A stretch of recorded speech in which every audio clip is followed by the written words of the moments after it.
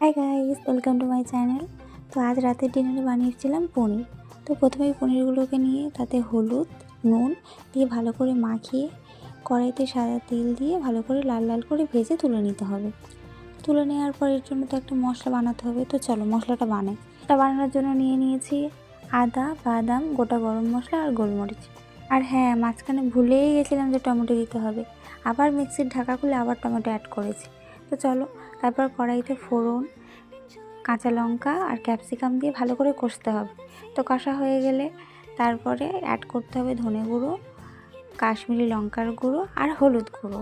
তো চলো, তো ভালো করে কষতে হবে কষে তারপরে সেই মশলাটাকে অ্যাড করতে হবে। তো অ্যাড করার পরে আলাদা করে ভেজে রাখা আলু দিয়ে ভালো করে কষতে হবে। কষার পরে যতক্ষণ না তেল ছাড়বে তখন জল দেওয়া যাবে না। তেল ছাড়ার পরে তারপরে জল দিতে হবে। তারপর অ্যাড করতে হবে নুন, সামান্য পরিমাণ চিনি। তারপরে আলুগুলো সিদ্ধ হয়ে যাওয়ার পরে পনিরটাকে দিয়ে দিতে হবে। তো পনির দেওয়ার পরে ভালো করে কিছুক্ষণ ঢাকা দিয়ে রাখতে হবে। তারপরে হালকা করে উপর থেকে ধনেপাতা ছড়িয়ে সার্ভ করে নাও। দেখা হচ্ছে নেক্সট ভিডিওতে। ততক্ষণ সবাই ভালো থেকো।